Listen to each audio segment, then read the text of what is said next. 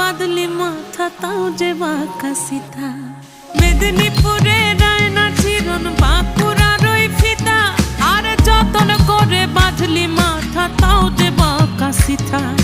পেছ পাড়িয়া রাজকুমার